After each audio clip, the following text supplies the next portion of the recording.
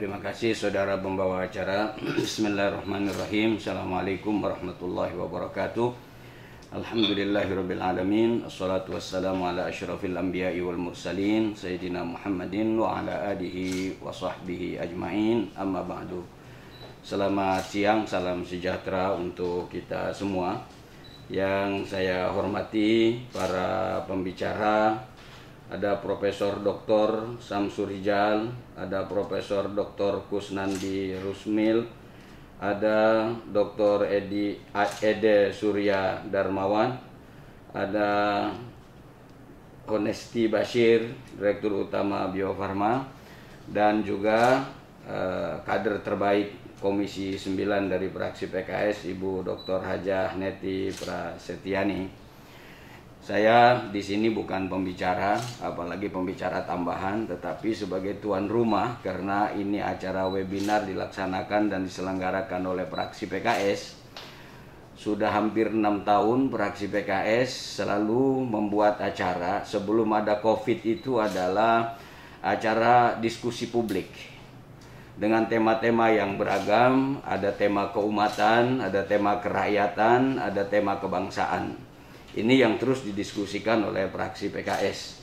Tapi karena sekarang ini adalah ada pandemi COVID, maka diskusi publik kita diganti dengan webinar secara virtual seperti ini.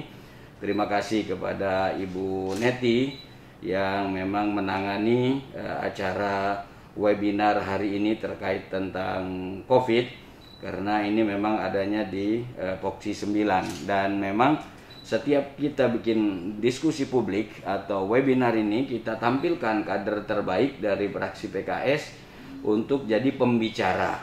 Jadi Ibu Neti ini bukan pembicara tambahan, dia adalah pembicara yang merepresentasikan wakil rakyat dari Komisi 9, yaitu dari fraksi Partai Keadilan Sejahtera. Atas nama pimpinan dan anggota fraksi, kami mengucapkan terima kasih kepada para pembicara yang telah memenuhi undangan kami pada siang hari ini untuk berbicara seputar masalah COVID, masih masalah COVID ini. Begitu pula kepada seluruh peserta yang bergabung dari seluruh Indonesia, atas nama pimpinan fraksi, atas nama anggota fraksi PKS, kami mengucapkan selamat datang, selamat bergabung, selamat menikmati hidangan kami, yaitu acara webinar pada siang hari ini dengan para pembicara yang sangat expert di bidangnya. Pembicara yang luar biasa, banyak guru-guru besar yang akan berbicara. Acara webinar ini kami selenggarakan atau diselenggarakan oleh fraksi PKS sebagai bentuk keprihatinan. Dalam waktu yang sama adalah tanggung jawab kami sebagai salah satu fraksi yang ada di parlemen, yang kehadiran kami di parlemen ini atas suara rakyat. Maka ketika persoalan serius dihadapi oleh rakyat, kami tentu harus mencari beberapa dan berbagai macam solusi untuk mengatasi persoalan ini sesuai dengan kewenangan yang ada pada kami. Dalam konteks COVID ini pun kami sudah untuk kesekian kalinya melaksanakan webinar ini. Bukan ini kali yang pertama. Bahkan alhamdulillah Bu Neti dan teman-temannya, tim fraksi bergabung ditambah dengan tim dari DPP, kita membuat buku putih. Ini adalah sebagai bentuk tanggung jawab kami. Sekarang ini korban COVID ini makin bertambah. Kalau kemarin-kemarin menyerang masyarakat biasa, sekarang menyerang ke perkantoran, termasuk ke kantor DPR ini. Ada anggota DPR-nya yang kena, ada staf ahlinya yang kena, ada sekretariatnya yang kena sekarang ini. Banyak sekarang ini menyerangnya ke perkantoran. Artinya apa? Persoalan COVID ini belum selesai. Karena itu, fraksi PKS mengajak kita semua, para stakeholder khususnya, bagaimana caranya kita bisa menyelesaikan dan mengatasi masalah ini. Salah satu yang kami persembahkan pada siang hari ini, kita ingin mendengar masukan dari para guru besar dan profesor ini serta para praktisi terkait dengan mengatasi COVID, juga khususnya bagaimana tentang vaksin yang sekarang ini masih berkembang pembicaraannya, belum disimpulkan. Mudah-mudahan apa yang disampaikan oleh para guru besar, para pembicara para peneliti pada siang hari ini kami akan rumuskan menjadi salah satu sebuah tawaran solusi alternatif untuk bisa diambil kebijakannya oleh pemerintah, oleh eksekutif. Karena kami bukan eksekutif, bukan berarti kami harus diam, tetapi kami harus mencari rumusan-rumusan. Kami sadar kami memiliki keterbatasan, karena itu kami undang mereka-mereka yang ahli di bidangnya.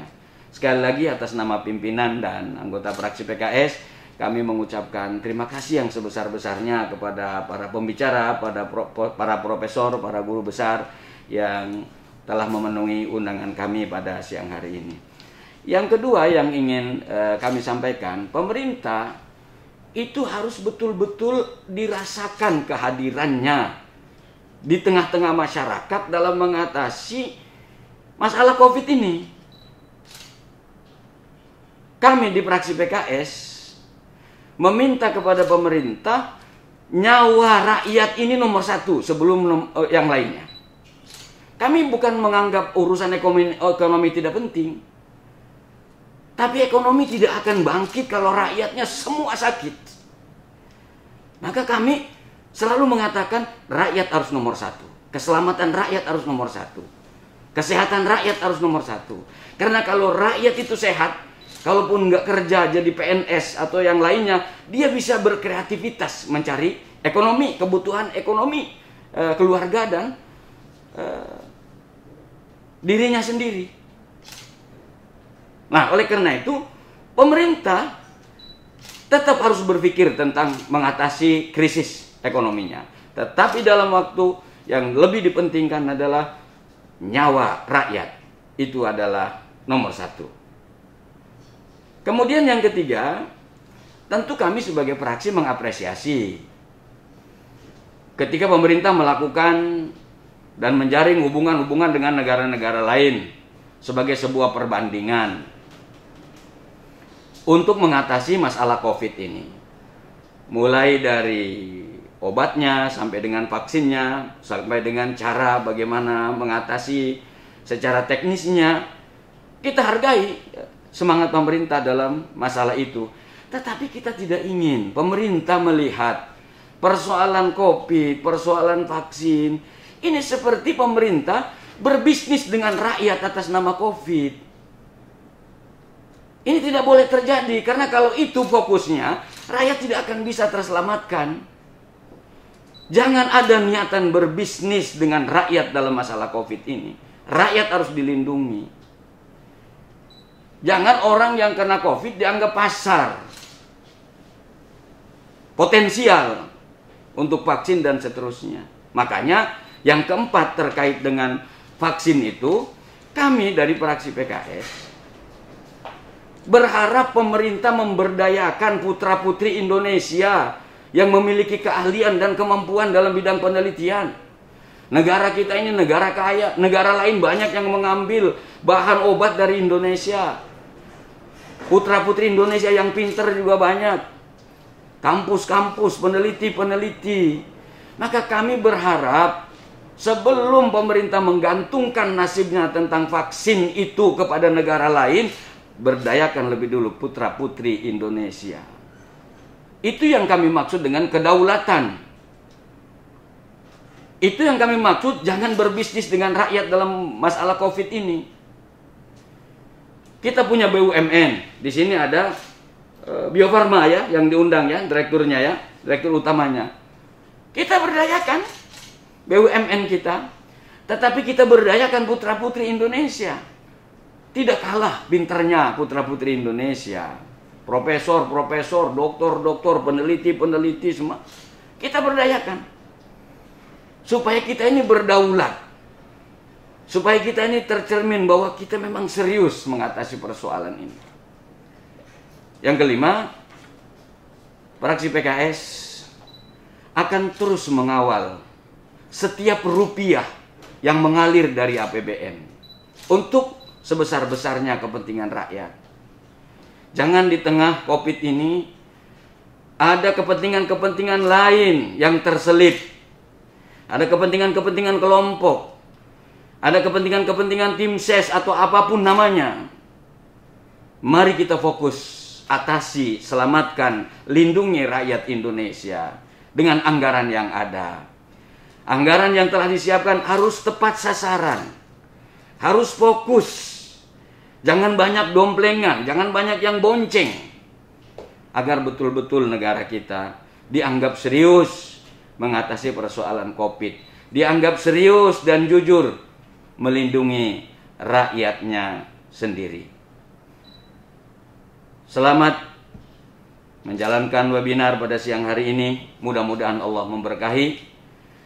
Kami sadar apa yang kami lakukan ini belum seberapa, tapi ketahuilah ini adalah merupakan bentuk komitmen kami untuk mengatasi persoalan-persoalan yang dihadapi rakyat, yang dihadapi bangsa, dan dihadapi negara. Mudah-mudahan apa yang disampaikan oleh para guru besar, oleh para ahlinya, oleh para peneliti pada siang hari ini betul-betul memberikan manfaat bagi masyarakat, bangsa, dan negara Republik Indonesia.